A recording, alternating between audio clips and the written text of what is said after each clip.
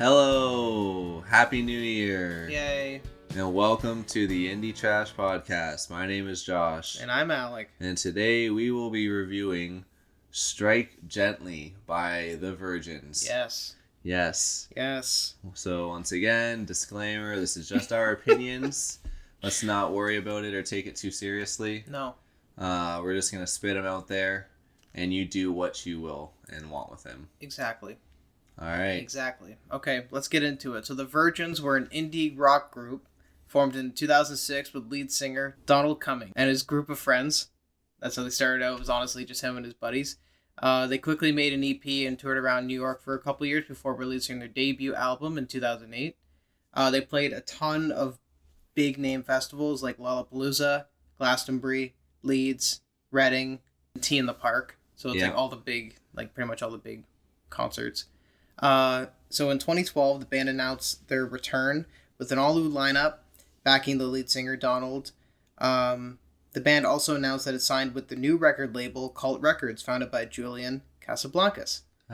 Hey, from the Strokes. So in March of 2013, the band released their new album, Strike Gently, worldwide. The band supported the album with several U.S. tours, as well as touring in South America and Europe.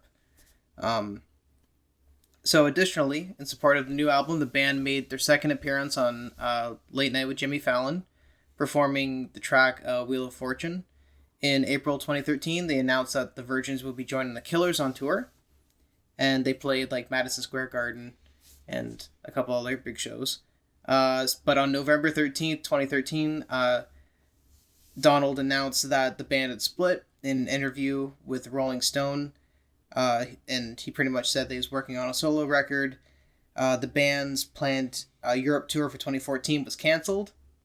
Damn. So they went down. After the breakup, John, Etherly and Zan Aird Solid. Founded the New York City band Public Access TV. Which is a band that I like a lot. Do you? Yes. I'm familiar with them. I think I showed you a couple of their songs because Oh, so are they a newer band? Yeah. They this founded in like 2016, 2015. So after these guys... After they broke up. Nice. So I was like, there's no way, because now I can see the similarities between the artists. But anyway. Okay, cool. And sadly, the bass guitarist Nick Zarin Ackerman died on March 30th, 2017. And there's a whole foundation up for him right now. I mean, there's like a GoFundMe and stuff. I think you can still donate and stuff, but he passed away in 2017. Okay. So, and not a bummer. But that's the whole story. That's pretty much it. That's pretty much the whole story. No new news, but, you know. He did release a solo album. Yeah, I kind of skimmed through that. I skimmed through it too. It's got an interesting... It's got... There's a lot of similarities between... Yeah. Like, some, not a lot. Yeah. We'll get to some of that. Yeah, we'll get to that. Yeah, but this is not a that album review. This is no. The final Virgins album. The Virgins album. Yeah, this is Strike final. Gently. Strike Gently. This is your recommendation. This is like your idea. I had heard a couple songs beforehand because I did know that this album was on Cult Records, and I didn't know that it was the first album on Cult Records. It was the first album on Cult Records. 2013, first album on Cult Records on Julian's personal solo record label, and it kind of went under the radar for me. I knew of a couple songs because I had seen the music videos on YouTube for them, and I kind of appreciated them. Thought they were a bit goofy and not low quality. That's not the right word, but they seemed kind of lo-fi, low budget, I guess. Yeah. And I enjoyed the aesthetic. Yeah. But I never gave the album a real listen. Until now. Until this last week. Yeah, exactly. So do you want to start with the first song? Yeah. So initially, I wasn't crazy about the song. Mm-hmm. I enjoyed aspects of it, but it's a 5-minute song on the opening song. Yeah, I forgot to mention, I forgot to put actually in my notes because I'm an idiot, the runtime and how many songs there are on this album. So there's a couple producers. There's like 2 producers. I think there's only one songwriter. I think it was only him. I think it's him. Yeah, he's the songwriter. He wrote the songs, right? But it's a 44-minute runtime for 11 songs. 10 songs. 10 songs. Yeah. So it's averaging 4.4 minutes a song. Every song here is long. Yeah. We're gonna get that out of the way. Mm-hmm.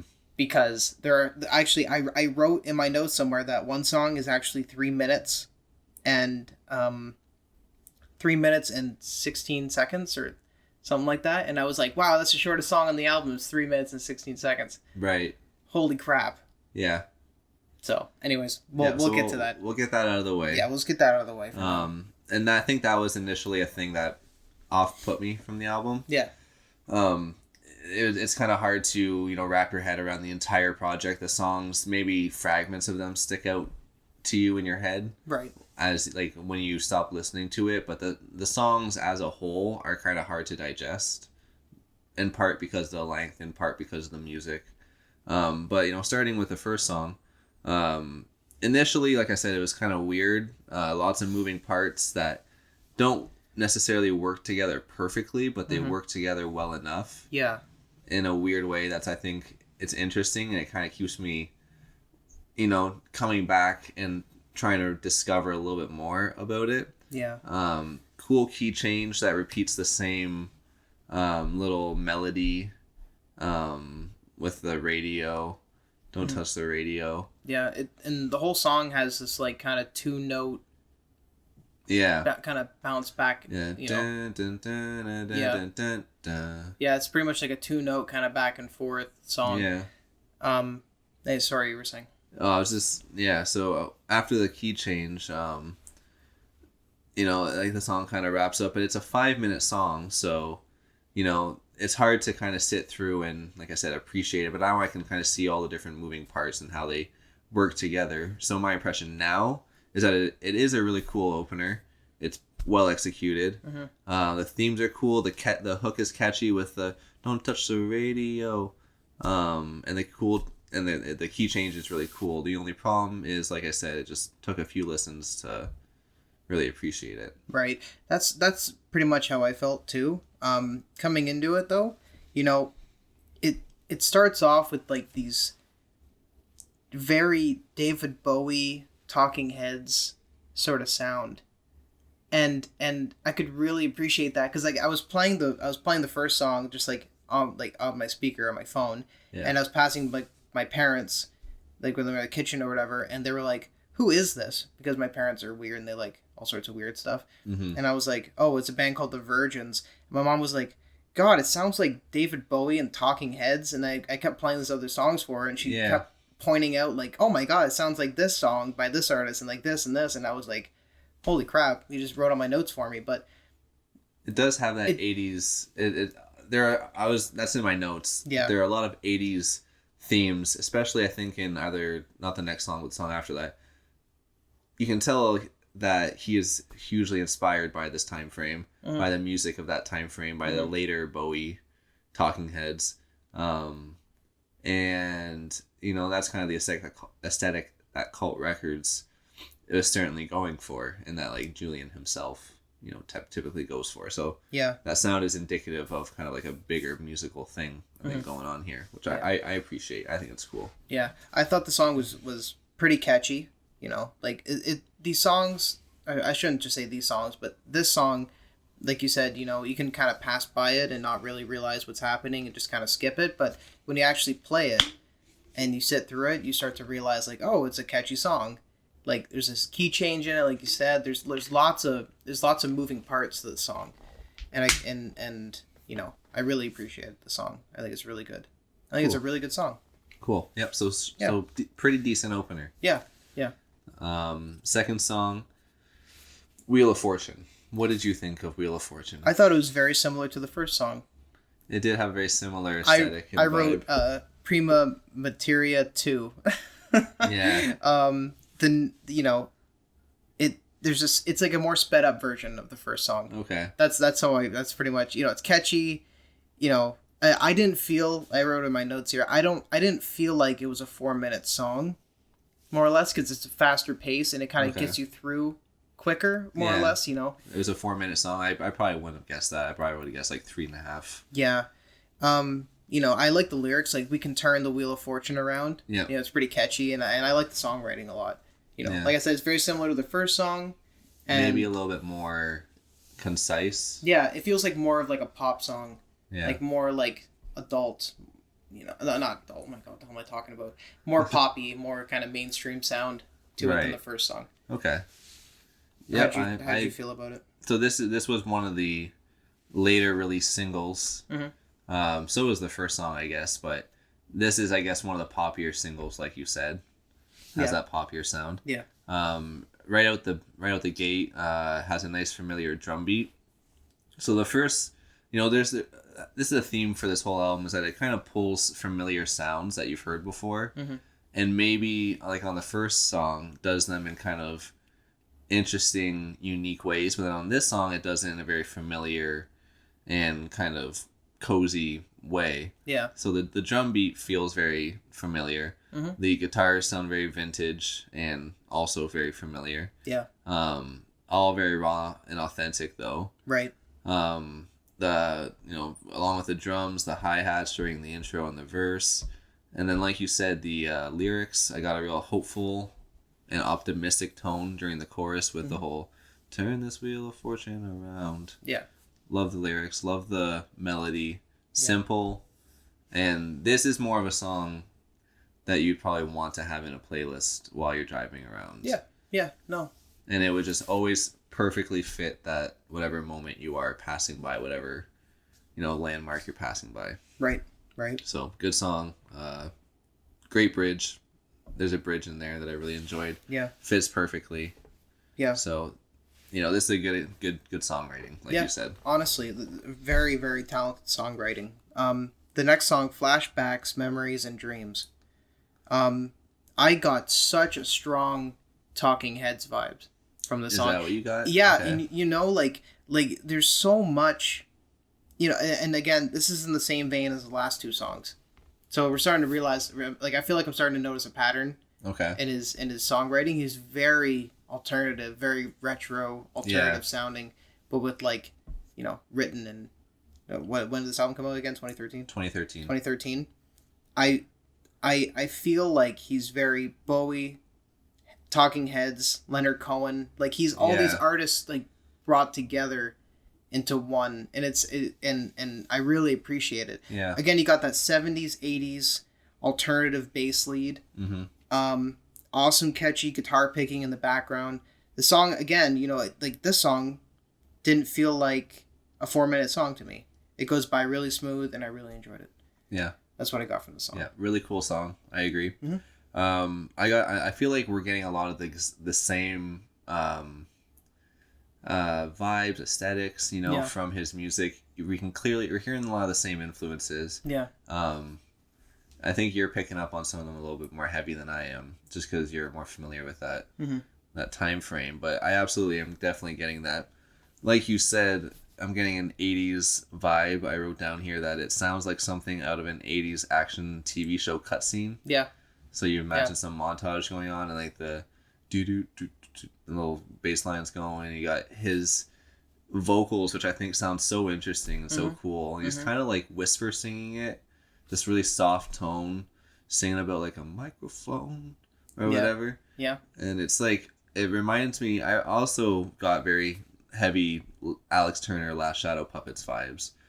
And especially Alex's kind of like funny vocals thing that he does, like his like suave That's a very suave voice. yeah. And I feel like that's probably very inspired by a lot of other 80s and 70s artists, probably Bowie, Talking Heads being a lot of them. So I'm seeing a lot of similarities between Alex's newest album with the Arctic Monkeys, Last Shadow Puppets album, and even this album. Like very similar, kind of like that lounge, kind of like a distant world lounge, spacey 70s 80s vibe. Yeah. But spacey. Yeah.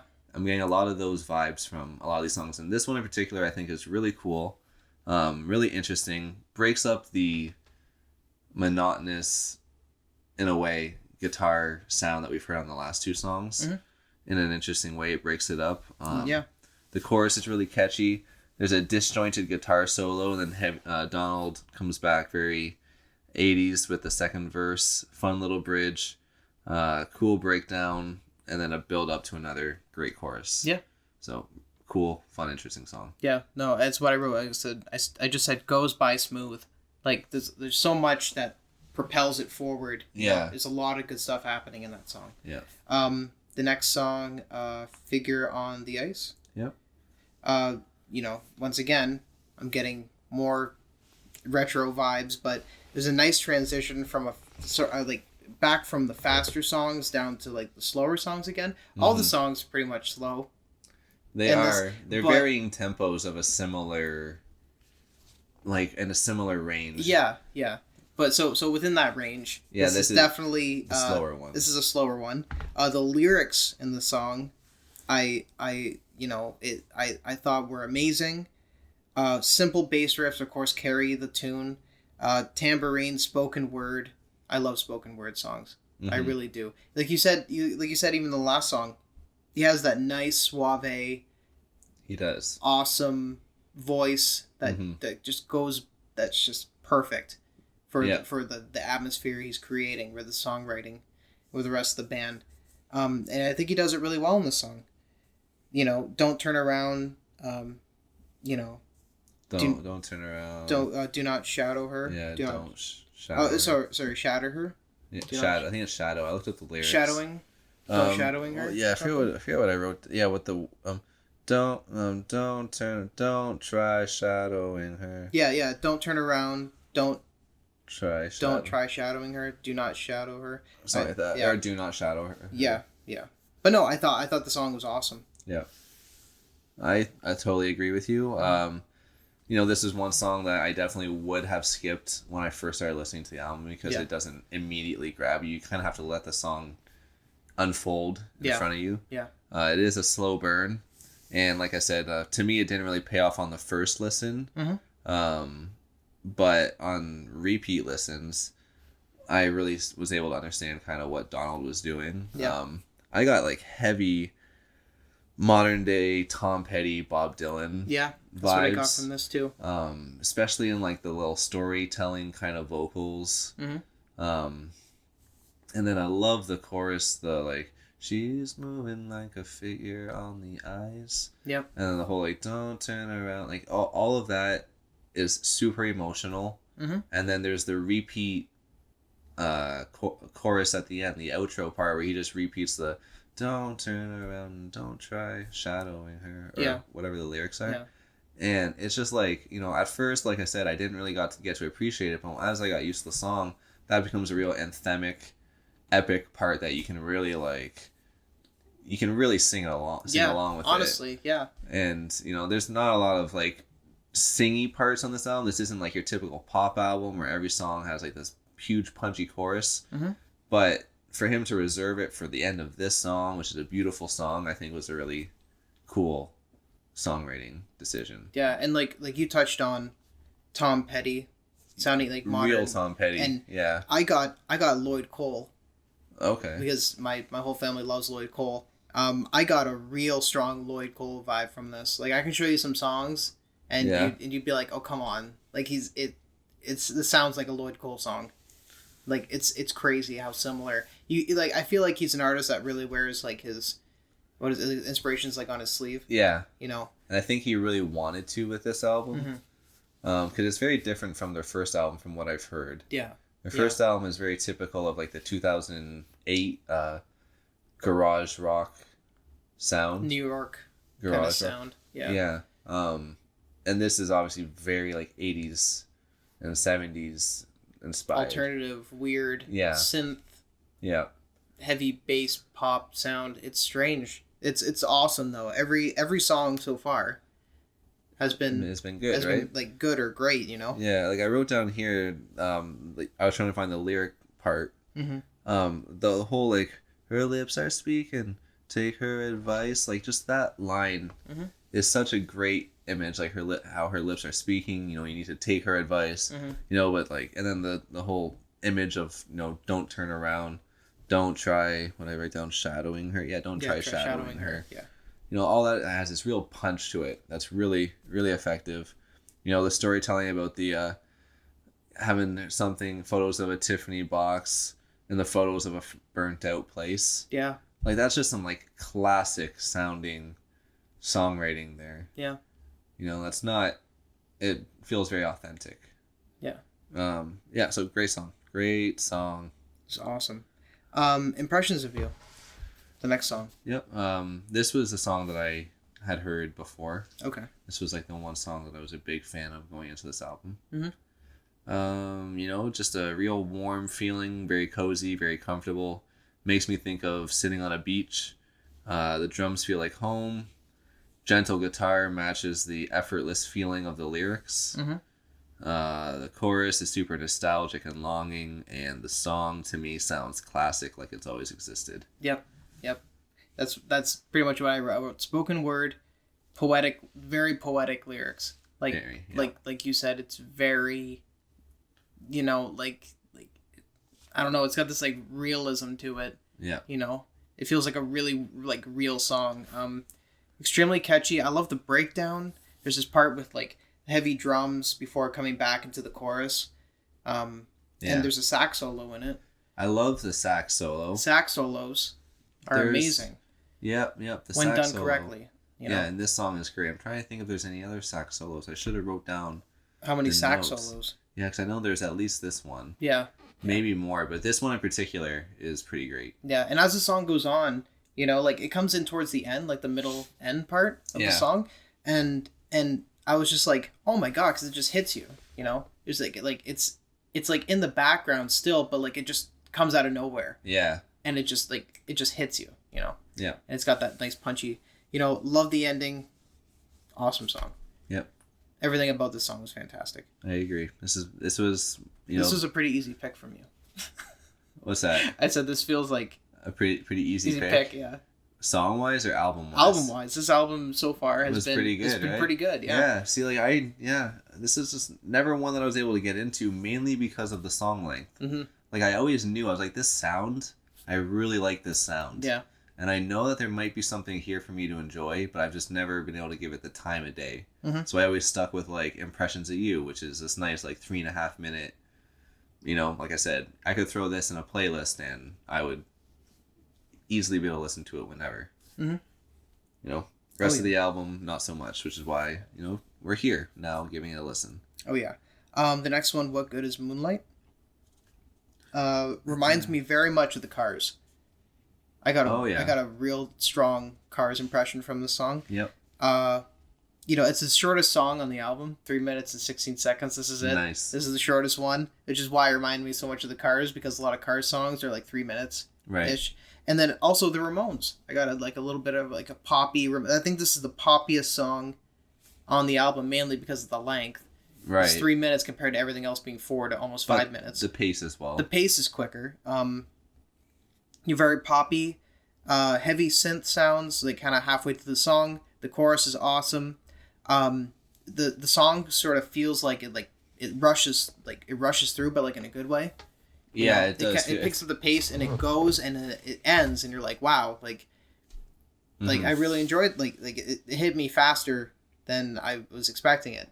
I had to go back and listen to it again because I was like, is that it? Did it go to the next song? And I had to listen to it because I couldn't believe it. I kind of felt like this was a quicker version of Impressions of You.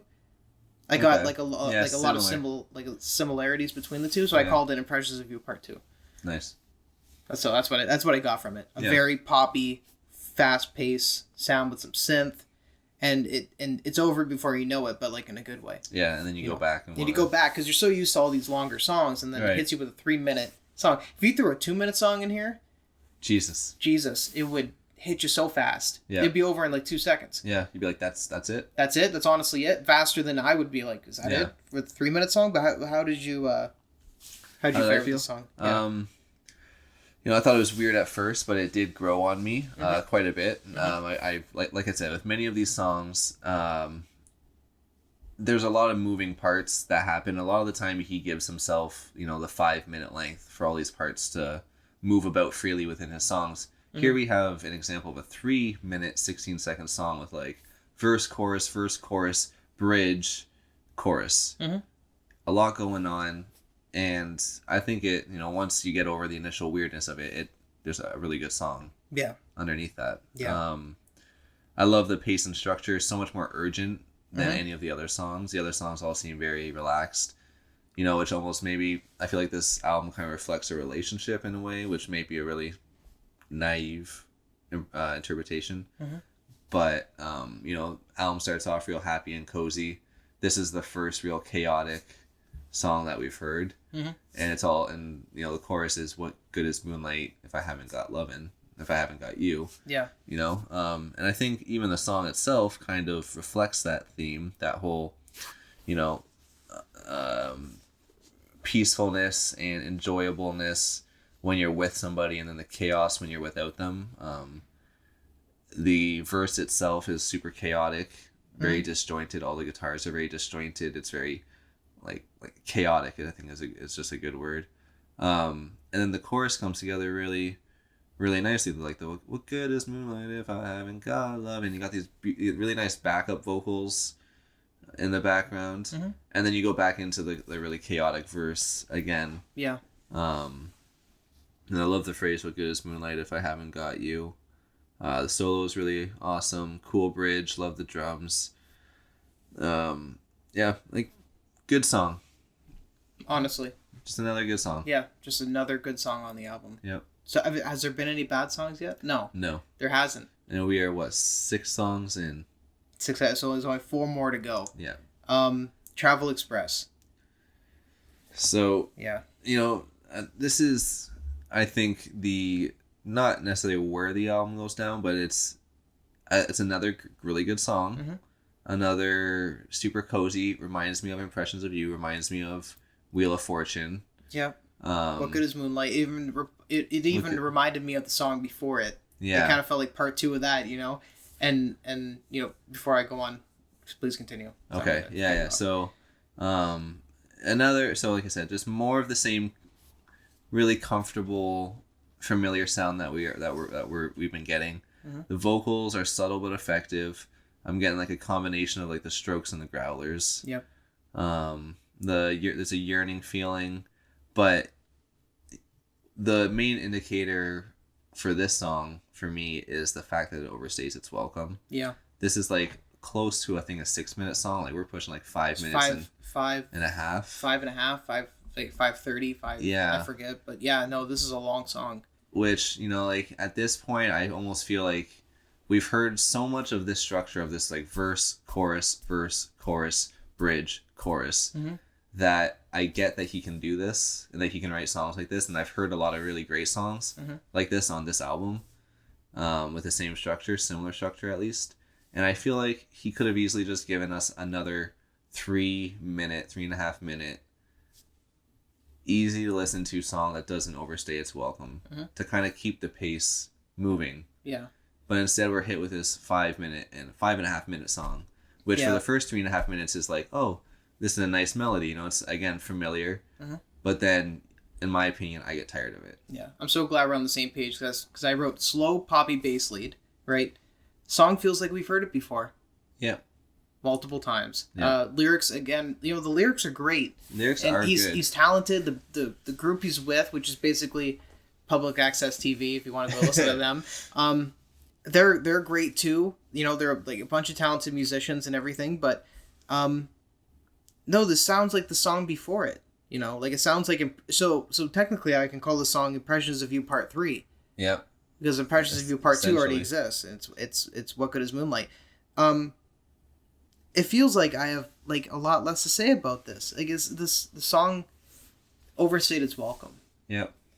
And it sort of dragged the pace down further than it was before because you know, we started getting used to like the quicker songs or like the shorter songs. And now we're going back to, so we're going from a 3 minute 16. So now we're getting used to like the quickness back to a song that just overstays its welcome by way too long. If you cut like a minute off of this song, we had a 4.5 minutes or like 4 minutes, it'd be great, but it's not. Yeah. It's too long. And we've heard the song before.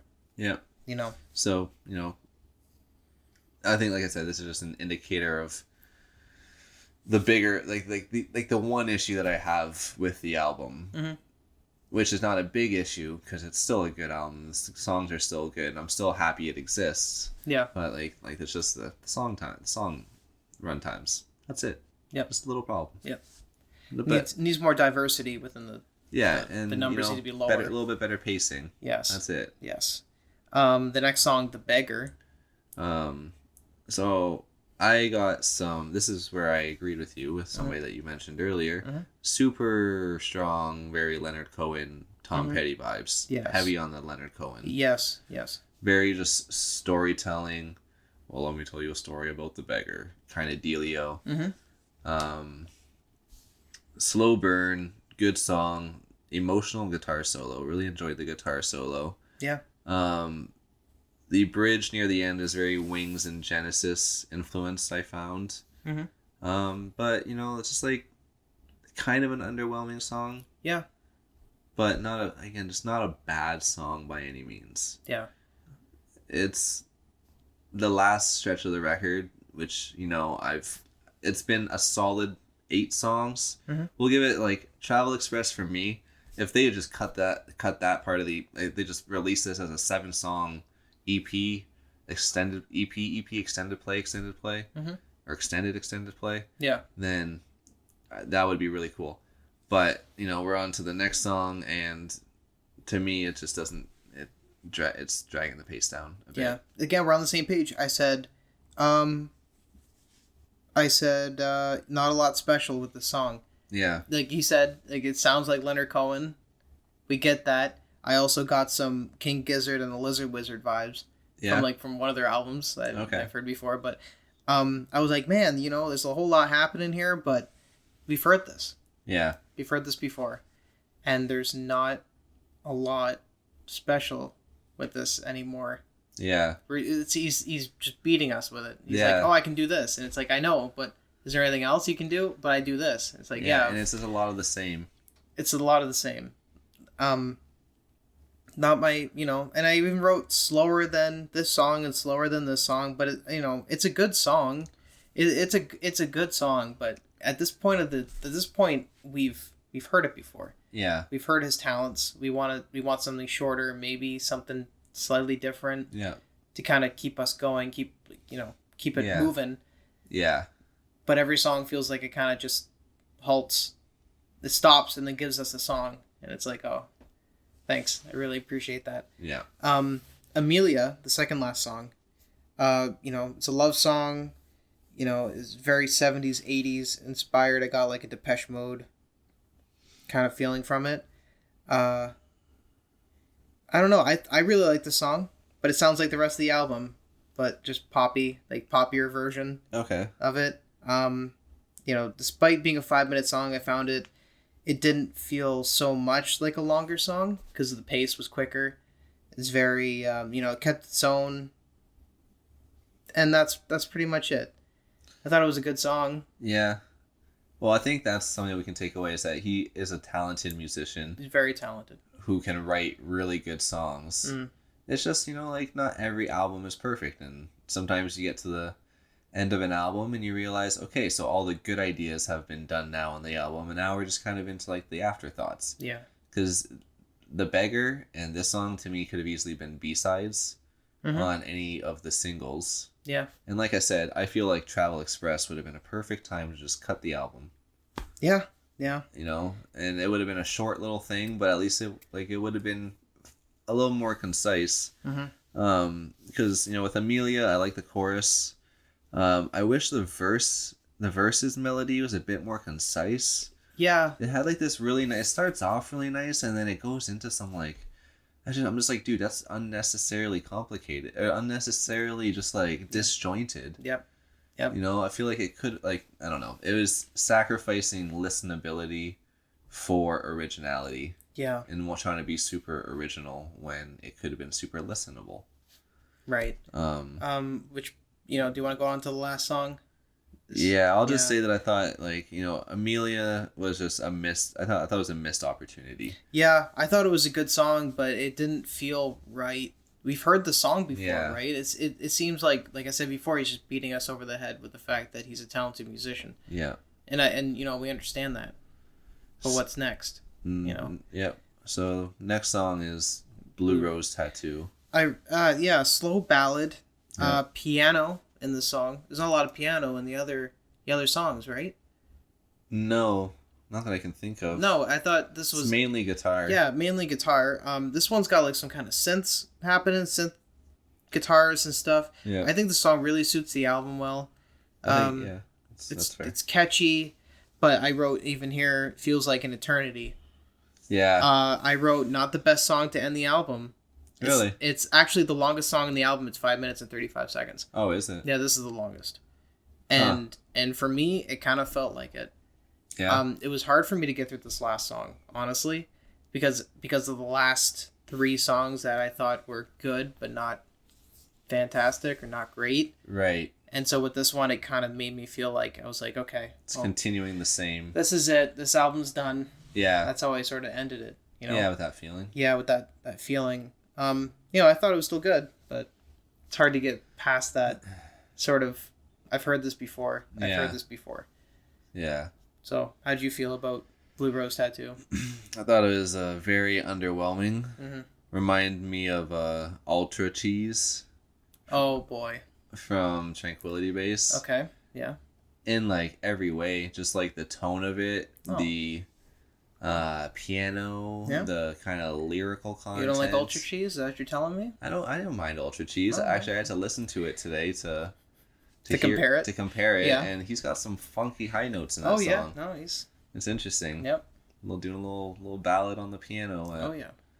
With one too many scotches in him, but that's fine. Don't rip on the Ultra Cheese. But anyway, continue. Yeah, so reminded me of that, which I think is very interesting because, like I said, I was getting a lot of Tranquility Base vibes throughout this whole album. Yeah. And I think it's kind of funny that they end on a very similar way. It's almost like the only appropriate way to end, in my opinion. I thought this was actually a really good closer for the album. It's like almost the only appropriate way to end this album is like on this really somber, long, drawn out piano ballad. Yeah. But I thought it was an okay song.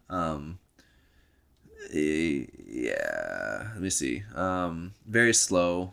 Not a big fan of that. I appreciate it as the ending to the album though, even though I'm not like a huge fan of the song itself, just because it plays through to Prima Materia. Yeah. I thought quite nicely actually. So it ends on a somber note, picks up on a nice note. But going off what you said, the last 2 songs before this have been very slow, drawn out, not given the same punch, the same listenability factor that basically the rest of the album has had. Yeah. And then we're hit with this song, and to me it just leaves a very upset feeling in my stomach, because I really wanted this album to go out strong, almost with the same bang, because it gives you this like super nostalgic, comfortable feeling through the first 7 songs. And then once you kind of get over the length factor of his songwriting, you kind of like, I want the album to finish on the same nostalgic, homey, comfortable feeling. Yeah. And instead it bores me. You Yeah. know? Yeah. No. And yeah, no, that's exactly how I put it. Yeah. Like I thought it was a good song and everything, but it's not the best way to end the album. I feel like it was slow, and I was just kind of expecting something quicker, something maybe shorter. Yeah. To kind of end it, and then that can kind of bring you back to the beginning of the album again, where it's longer songs, and then I was kind of hoping it'd be longer and then get shorter, and then that would bring you back to the beginning again, so you're okay with the longer songs and then shorter again, but I don't know. The song was kind of underwhelming a little bit, just like the last 3 songs. I kind of feel like if you would have changed up one of the last 2 songs, because I think The Beggar is only 3.5 minutes, which is actually not that long. Yeah. But the song Amelia, or whatever it's called after that, is like close to 5 minutes. It's 4 minutes and 4.5 minutes at least. Yeah. If you would have taken that down to 3 minutes, 3.5 minutes, and then given us a 5.5 minute song as your last song, maybe I think we would have been able to appreciate it a little bit better. Yeah, Amelia was a 5-minute song. A 5 minute, exactly. 5 minutes, and then Blue Rose Tattoo was 5, almost. Yeah, it was 5.5. Yeah, so you get you get 10 minutes worth of songs in the last 2 songs. Yes, a quarter of the album is the last 2 songs. Thank you. Yeah. Donald. No, thank you. You know, like that's I think my one big problem with it, and it's just upsetting because like I would love to own the vinyl and be able to look at it and know 1 through 10, even if I'm not a huge fan of the song, I can appreciate it for what it is. Exactly. But the last two songs, I'm like, I can't appreciate those last two songs. Like I'm gonna skip hard. those two every single time. I can probably sit through The Beggar, Mm-hmm. but then I'm gonna get to Amelia and Blue Rose Tattoo, and what do I have to look forward to? Nothing. Nothing. Oops. Oh, you dropped your phone. So do you want to go into the Our favorite. Oh, we'll do real quick. we'll Our do favorites, least favorites, last three. Okay. I really liked Figure on the Ice and Wheel of Fortune. Yeah. Those are my two favorite songs out of here. I mean, it's hard for me to pick because I like those songs so much, but either Wheel of Fortune or Figure on Ice I thought were fantastic songs. Yeah, I picked like 6 songs. So basically the first 6 songs. Oh my god. But if I had to if you had to pick one or two. if I had to narrow it down, I'd definitely pick Figure on the Ice. I think that song really grew on me Yeah. and turned into something really special. Like I really love the slide into the like she's moving like a figure on the ice. Like I love the Tom Petty in his voice. Fucking like it's just a great song. Yeah, it's very Leonard Cohen Yeah. for me. It's very like rustic, old school, Yeah. spoken word, awesome song. Yeah, and just like the build to the end, like with Yeah. the repeating. Oh, with the verse at the end. Don't try shadowing her. Yeah. Oh, Yeah, no, it's awesome. It's a great I think song. that's really the takeaway because like I said, I knew of a couple songs off this album. Yeah. But like this is the song that it really was the one that I got to look forward to. Mhm. I also got to look forward to the one before that, which is the flashbacks, something else, and something Memories else. and Dreams. Yeah, Mhm. that's another really fun, interesting song, which I thought, in comparison with all the other songs on the album, was was distinct in its own way. Yeah, very distinct. Yep. So those are my 2 favorites. Yep. And then your least favorite? Last 3. Yep, me too. Yep. Yeah, they're all slower, just kind of. Yeah, we touched on it. Yeah, we talked about it. You heard us. Do you want to talk about the production, music, and instrumentation? Yep. I'll go first. I gave it a 7. Thought it was fun, interesting. Production wise, I think song structure falls into that. But I think in the last review we did song structure under lyrics, but whatever. Yeah. I said it overstays its welcome near the end and on songs. But like I love the songwriting. I love the music. I don't know if we talked about this, but mainly everything in this album was recorded performances. Yeah. So they weren't recorded actually Studio. in studio with individual takes. They Wow. they performed together, had everything hooked up to a live feed, recorded it. Which crazy. kind of gives you this really authentic live in studio, you're Lounge. there, lounge Yeah. vibes. So with all that, the only main thing that I didn't like was, the song lengths, which is the main factor here. So I gave it a 7. Yeah. A solid, like a real solid. Probably could have given it an 8, but I'm, like I said, I'm giving it a 7. Yeah. You see, I gave it a 7.5. You gave that 7.5. A half higher. I thought the production was awesome, and I thought the music all around was great. There's a lot of great songs on this album. Great songs. Yeah. Like a couple good, a couple great, and then a couple Yeah. underwhelming. But at the same time, I think it balances itself out. I think it's a 7.5 out of 10. Cool. I really enjoyed the overall production quality and just the music in general. And they're all, it seems like you said, genuine earlier. You said these songs do feel genuine. They feel like real pieces of art that you can kind of look at and be like, look at the time and effort they put into performing this, Yeah. recording this, and yep, 7.5 Cool. out of 10. Content and lyrics. What did you put? I put lyrics are on point, very retro, very Mint. down to earth, mint. Lots of long songs on this album, no really short songs, which is kind of a deal breaker because I'm a sucker for like A nice 2.5. a 2.5 minute song, you know me. But Yeah. 10 songs is nice to see, but the fact that it's 44 minutes kind of pulls it down because I think last time when like you mentioned like, oh, we're doing this album, I quickly like Googled it and I saw 10 songs in 44 minutes, and I was like, yikes, that's a long album for 10 songs. And I gave it a 7 out of 10. I thought the lyrics were awesome, and I thought the songs were great. I think there's a lot of content here, and Yep. I think the last couple songs drag it down. I would have probably given it an 8 if it wasn't for the last couple of songs, but that's what I got. 7. Okay. I gave it a 6. Okay.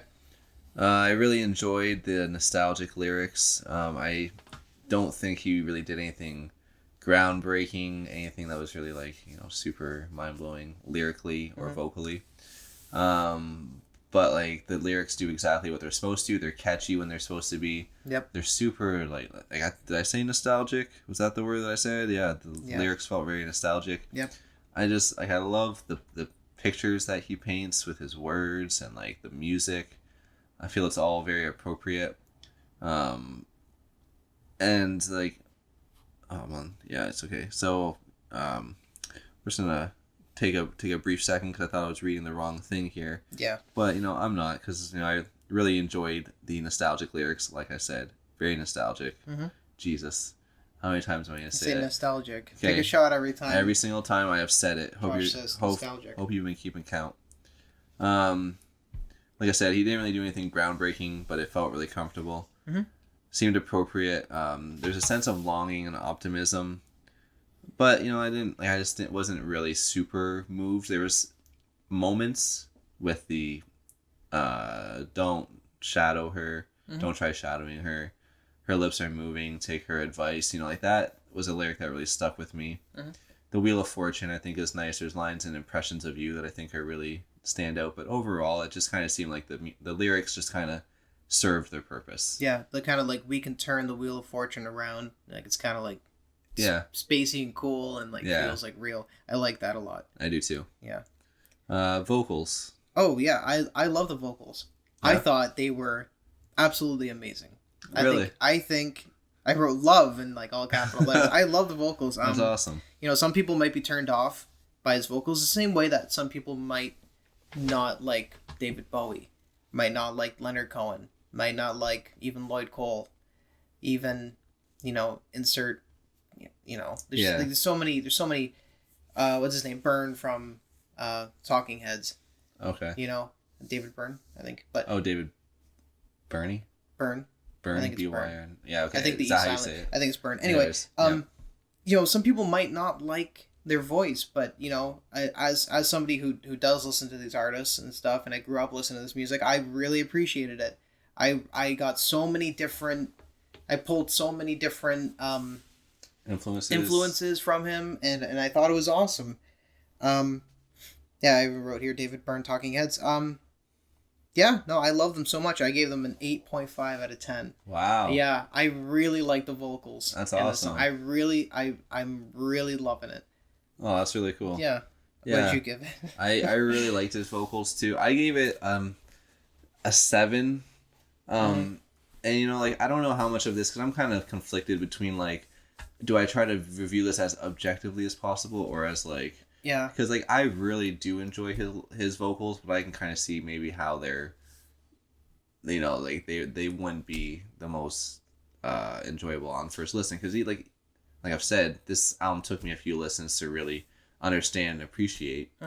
So I gave him a 7 with the fact that his vocals are very old school, feel very comfortable. He does have a fairly limited range, which I think he works with, like he works to his benefit with. Yeah. Doesn't really try anything too crazy, but like you said, he does exactly what he's trying to do really well. And I really enjoy that. I really like the way his vocals are mixed as well, because like he's not the strongest singer, but he writes really great songs and that suit his vocals. Voice. Yeah. So if they were recorded in kind of like this obnoxious way where his vocals are at the very front and it's supposed to be like a Kelly Clarkson Nickelback type song, yeah, it wouldn't work as well. No. So the mixing with his vocals kind of near the back with the live performance, I think really does suit his vocals. And Yeah, I think it really suits his vocal. So I gave it a 7. Yeah, and you know, going back to the whole thing, I don't know.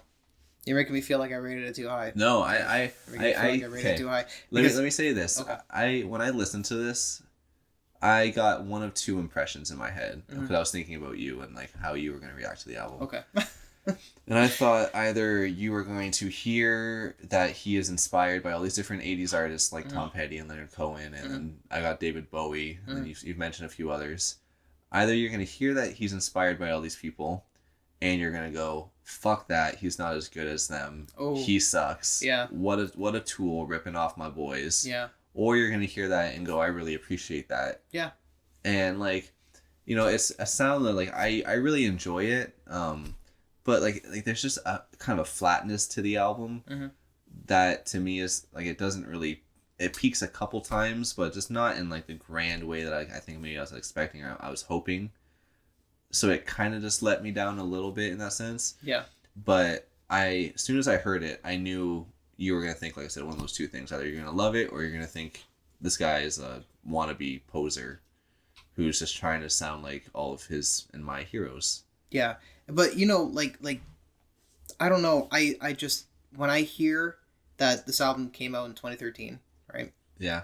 And I hear this artist who comes out and he's totally like songs that I grew up with more or less, you know, and I don't know. I feel like I can take a lot from it. I feel like he's a talented musician who wears his influences on his sleeve, and who's very proud of the fact that he. Like if you ask him like, oh, who are your favorite artists, he'll just name off everybody that we brought up. Yeah, right. Absolutely, it's totally, you know, obvious, and I do appreciate that a lot. Yeah, you know, I like artists who reflect from their, who bring something new to the table, in a world where, you know, this might not, you know, of course you won't hear these songs on the radio, right? You won't. No, this song's got no radio play, you know, and I like when an artist is genuine. And I get a real genuine feeling from him, so that's probably why I rated it 8.5, not just like an 8 or whatever. Is I get the sense of like, this is who he is, and this is, you know, what he does. This is how he writes music, and he's very talented. And he's very proud of the fact that he has these inspirations to look up to and stuff. Mm-hmm. That's probably why I rated 8.5, not just an 8. No, that's cool. But that's what I pulled from it too. No, so. And I don't think you're being too comfortable because, like I said, I knew as soon as I heard it, you were either going to react one of two ways. So I'm glad you reacted in the positive. And more positive. Yeah, because I totally respect the fact that, you know, he's genuine and he is who he is. You know? Yeah, because I don't think there's anything wrong with being influenced by artists that you really love, and then, you know, emulation. What do they say? Emulation is the highest form of, no, what do they say? When you copy something, it's the highest form of flattery. Imitation is the highest form of flattery. It's not really quite imitation because he's being inspired. Yeah. It's more, I was going for another word, I forget, but along the emulation. Emulation, yeah. Yeah, he's emulating what he loves, right? There's nothing wrong with that. And he's doing it in a way that's super authentic to him. Yeah, and he brings something to the table with his inspirations. Yeah. Yeah, and I really appreciate that. Instant Replay. So to me, I gave this a 6. There wasn't a huge amount of instant replay. Okay. But that's not saying that there wasn't any, because there's a few songs on this album that, like, as soon as I was done listening to the album, I was like, oh, that's the song I want to go back and listen to. But not many of the songs really stood out to me as being like, oh, I gotta go back and hear that. Like, that's already stuck in my head. Yeah. You know, a lot of them just kind of seemed like they were just very disjointed. I didn't really get the full picture right away. But, you know, I kind of got what he was trying to sound he was going for. And that made me want to go back and listen. So it's obviously not a low score, but it's a 6 because it's like, I did want to go back and listen to it. There were a couple songs that stuck with me, but overall, not so much. Yeah. Yeah, I pretty much wrote the same thing. Like, not much of an instant replay, but I did listen to it. I wanted to hear it again. Yeah. The second time. The first time I went through it. You know, like, but after hearing it twice, like, I listened to it twice back to back. Okay. Or in, like, one sitting. I was playing games and stuff, and I was, like, just trying to soak it in before, like, I really listen to it and focus on it and get my notes down and stuff. I didn't necessarily want to hear it again.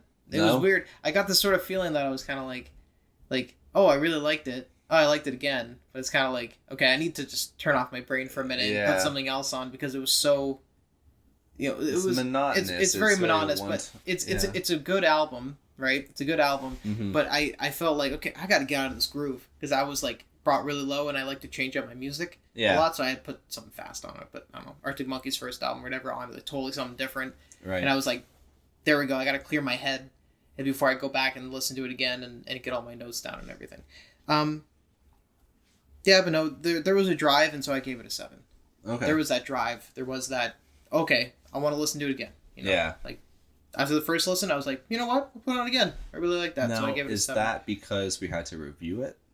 No, I listened to it the first. So what I do is I usually listen to it for like first time. I'll show you how I do things. I listen to it the first time in the background, like while I'm Yeah. like browsing Facebook and other stuff. I'm always at my computer with my headphones on, like noise canceling, Yeah. and I'm just like It's kind of like half on my mind, half not, so I can get like the whole groove of it. Yeah. But I listened to it again right after. I was like, I'll put that on again. 'Cause usually I let it sit and I'll do something else. I'll come back, listen to it again, leave, come back, and then I'll put my notes down and stuff Yeah. over like a period of like either a couple hours or like a day, whatever. It depends how I feel about the album. Right. But no, I got that drive the second time.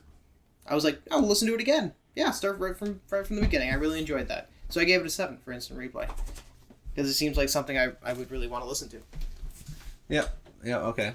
That's fair enough. But after the second time, it's it is a long album, long songs. Those don't really Those don't really favor an instant replay Yeah. mentality because you gotta really sit through and It was very droll it the is. third time. I can imagine. Yeah.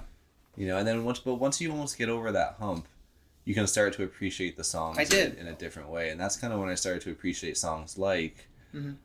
the first song, Mhm. and then, even Figure on the Ice. Like, that was a song that I just kind of was like, oh, this is the song. Okay. Yeah. And then it just really started to grow on me, and I started to really understand it. Yeah, the second time I listened to it, I like, it pulled me into like this like half focused, half, like, because I usually spend like 50% focus on the music, 50% focus of whatever else I'm doing. Yeah. But the second time it felt like more like I was like focusing 80% on the music and like 20% on like the browsing Facebook and stuff. So I was more like brought into it, really listening to it, and that's why I gave it a 7. Because the second time I listened to it, when I got the craving, I really appreciated it. But I Okay. couldn't listen to it that third time, so I gave it a 7. Yeah. Yeah. That's modest. Yeah. Longevity. Longevity. I thought this was a great album. I'm just gonna say that. Okay. I would own this album on vinyl. I would. It's a really cool album It's a cover. cool album. It's a very cool album cover, and I thought the album was great. Yep. I do feel like the album holds its own. Yeah. I feel like this is a good first record for, was it Cult Records? Right? Cult Records. Cult yeah. Records. I thought this was a good start. It carries its weight. Some songs felt off. Right, the last 3 songs felt off. Yeah. But the rest of them, I feel like they carry the weight. They help progress the album. But I would skip the last 3 songs. So I gave it a 7 out of 10 for 7 good songs out of 10. Nice. That makes sense. It worked out perfect. 7 Okay. out of 10 because if the last couple songs were great, I'd give it an 8, maybe an 8.5. Exactly. But the last 3 songs really brought me down, and I enjoyed 7. I truly enjoyed 7 out of the songs out of 10, so I gave it 7 out of 10. I like that. So Okay. I didn't use the same methodology. no, I just thought it lined up Yeah. good anyway, I like so that. I gave it a 7. Okay, so mine, this album sounds like it could be released today. Yeah. It could have been released in 1987, Honestly, which I think that alone says a ton for the longevity of the album. When it already sounds like, and this doesn't sound like it could, this doesn't sound like a modern day attempt at 80s music, the way a band maybe like Greta Van Fleet would sound. yeah, Like they're just a modern day attempt at reproducing what Led Zeppelin did in the 60s. yes, Whereas this almost sounds like it literally could have come from an old recording that, some group of musicians put together in the 70s or the 80s. yeah. It does sound like that. And honestly, if it didn't sound so good and like clean Yeah. and like fresh, I would be like, whoa, Mm-hmm. yeah. Yeah. Like you said. Well, I think it's really cool that this is the first album on Cult Records. I think that alone is gonna, I think that's actually really cool because that's gonna show the record label in 5-10 years as being something of itself, which I think was very before its time, in like a weird way, because it's so strange that all these music platforms and bands that we both enjoy are pulling sounds from the 80s and influences from the 80s as the new modern trend in music. Yeah. Which is really bizarre because we're pulling from the past to make the present.